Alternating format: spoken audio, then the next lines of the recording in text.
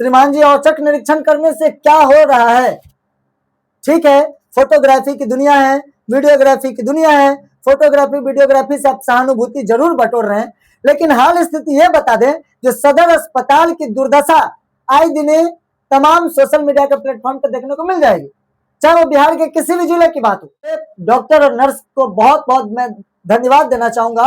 जो लोग इतना झेलते हैं उनसे मेरा कोई आपत्ति नहीं है, वो अपना पूर्ण मेहनत करते हैं। लेकिन हमारे सीएस जो भी है, सीएस किसी भी जिला के सीएस, उनका तो सीधा कहना है जो भाई हम भगवान हैं, तुम हमसे सवाल ही मत करो। अगर मैं उनसे सवाल करूं या उनसे फोन पे बात करूं तो सर इस तरीके का समस्या चल रहा है, तो सीधा कहते हैं आप कौन है, प्रभारी है। लेकिन इस समस्या का निदान हमारे स्वास्थ्य मंत्री जी कर ही नहीं पा रहे हैं। वो जब पहुंचते हैं तो वो सिर्फ देखते हैं जो बेडशीट बदलाया कि नहीं, वो देखते हैं जो यहाँ साफ सफाई है कि नहीं।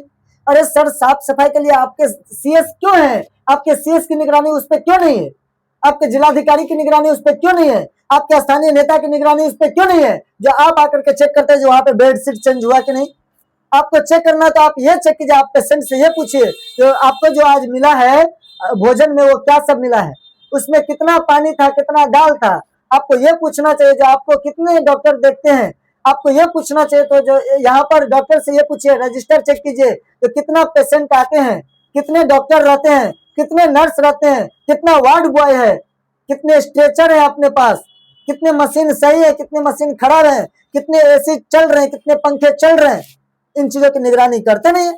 आप कर रहे हैं जो कितना बेडशीट है, बेडशीट बदलाया कि नहीं। मैं आग्रह करूंगा, खास करके बिहार में शिक्षा व्यवस्था तो डल था ही, कम से कम स्वास्थ्य विभाग को सही रहने दीजिए महाराज। जिसके पास पैसा हो तो सदर के अलावा अदर भी बहुत सारे हैं। दोस्तों, आज हम एक ऐसे टॉपिक के साथ आपके सामने उपस्थित हैं जो आप भी सुन करके थोड़ा हैरान तो होंगे और आप भी सोचेंगे जो क्या सच में बिहार में यही स्थिति है।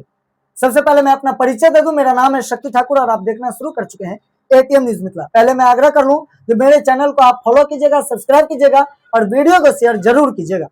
मैं खास करके बिहार के स्वास्थ्य विभाग पे एक तंज कसूंगा और बताएंगे कि हमारे बिहार के स्वास्थ्य मंत्री निशांत कुमार जी लगातार पूरे बिहार में औचक निरीक्षण कर रहे हैं।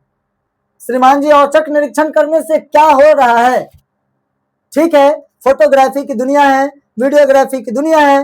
फोटोग्राफी वीडियोग्राफी से आप सहानुभूति जरूर बटोर रहे हैं, लेकिन हाल स्थिति ये बता दें, जो सदर अस्पताल की दुर्दशा आए दिने तमाम सोशल मीडिया के प्लेटफॉर्म पर देखने को मिल जाएगी, चाहे वो बिहार के किसी भी जिले की बात हो, चाहे वो बिहार के किसी भी अनुमंडल की बात हो, आपको मिल जाएगी। पीएचसी, सीएचसी, सदर, किसी भी जगह की। और सबसे बड़ा समस्या अगर हम कहें तो हाल स्थिति यह है, जो सदर में लोगों को खड़ा होने तक की सही से जगह नहीं मिलता है ओपीडी के समय में। अब ओपीडी के समय में वहां पर सुरक्षा बढ़ाने की आवश्यकता नहीं है, व्यवस्था को ठीक करने की आवश्यकता है, वहां पर इंफ्रास्ट्रक्चर डेवलप करने की आवश्यकता है। और कहीं कहीं पर तो हम ये देखते हैं जो इमरजेंसी वार्ड मॉडल अस्पताल बन गया है, लेकिन उस मॉडल अस्पताल में पेशेंट की संख्या इतनी बढ़ रही है जो वहां पे बेड कम पड़ जाते हैं श्रीमान, वहां पे स्ट्रेचर नहीं मिलता है, वहां पर डॉक्टर और नर्स की इतना बर्डन बढ़ जाता है, जो 2 डॉक्टर और 2 नर्स मिल करके पूरी रात एक सौ पेशेंट के साथ झेलते रहते हैं। ये डॉक्टर और नर्स को बहुत बहुत मैं धन्यवाद देना चाहूंगा। जो लोग इतना झेलते हैं उनसे मेरा कोई आपत्ति नहीं है, वो अपना पूर्ण मेहनत करते हैं। लेकिन हमारे सीएस जो भी है, सीएस किसी भी जिला के सीएस, उनका तो सीधा कहना है जो भाई हम भगवान हैं, तुम हमसे सवाल ही मत करो। अगर मैं उनसे सवाल करूं या उनसे फोन पे बात करूं तो सर इस तरीके का समस्या चल रहा है, तो सीधा कहते हैं आप कौन है, प्रभारी है। मैं आपको 1-2 बार रिकॉर्डिंग सुनाया हूं। सदर अस्पताल को जब विजिट करते हैं इस बरसात के दिनों में तो स्नेक बाइट का सबसे ज्यादा केस आता है, उसके बाद डायरिया का केस आता है, वायरल बुखार चल रहा है उसका समस्या है। लेकिन इस समस्या का निदान हमारे स्वास्थ्य मंत्री जी कर ही नहीं पा रहे हैं। वो जब पहुंचते हैं तो वो सिर्फ देखते हैं जो बेडशीट बदलाया कि नहीं, वो देखते हैं जो यहाँ साफ सफाई है कि नहीं। अरे सर, साफ सफाई के लिए आपके सीएस क्यों है? आपके सीएस की निगरानी उस पर क्यों नहीं है? आपके जिलाधिकारी की निगरानी उस पर क्यों नहीं है? आपके स्थानीय नेता की निगरानी उस पर क्यों नहीं है? जो आप आकर के चेक करते हैं जो वहां पे बेडशीट चेंज हुआ कि नहीं। आपको चेक करना तो आप ये चेक कीजिए, आप पेशेंट से ये पूछिए जो आपको जो आज मिला है भोजन में, वो क्या सब मिला है, उसमें कितना पानी था, कितना दाल था। आपको ये पूछना चाहिए। जो आपको कितने डॉक्टर देखते हैं, आपको ये पूछना चाहिए। तो जो यहाँ पर डॉक्टर से ये पूछिए, रजिस्टर चेक कीजिए तो कितना पेशेंट आते हैं, कितने डॉक्टर रहते हैं, कितने नर्स रहते हैं, कितना वार्ड बॉय है, कितने स्ट्रेचर है अपने पास, कितने मशीन सही है, कितने मशीन खराब है, कितने एसी चल रहे हैं, कितने पंखे चल रहे हैं, इन चीजों की निगरानी करते नहीं। आप कर रहे हैं जो कितना बेडशीट है, बेडशीट बदलाया कि नहीं, बेडशीट साफ हुआ कि नहीं, और उसी बेडशीट के नाम पे सीएस यहाँ पे लूट घसूट कर रहा है।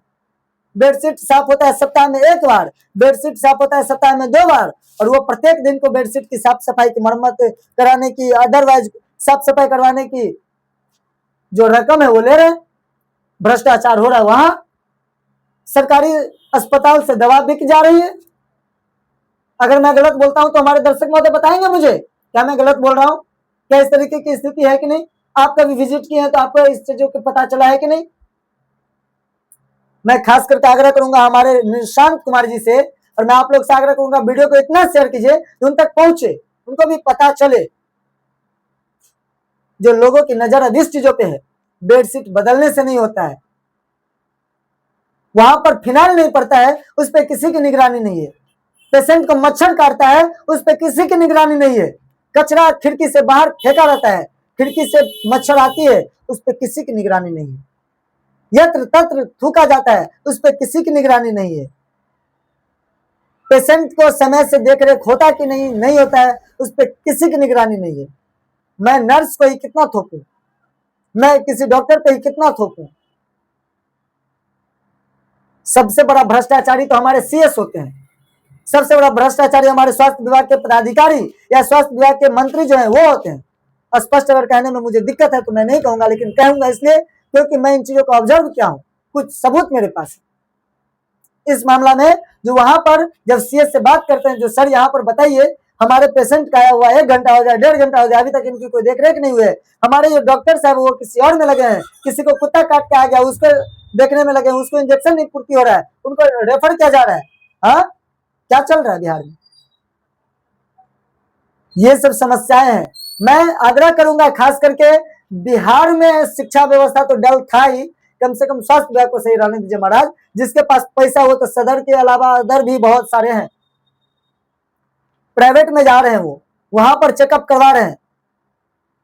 हमारे यहाँ मधुबनी में खास करके हम देखते हैं, जो हमारे यहाँ सदर में अगर आप पहुंचते हैं तो अच्छे लोग जो अटेंडेंट होते हैं वो भी पेशेंट बन जाते हैं। कारण क्या पता है? गंदगी, सबसे बड़ी गंदगी।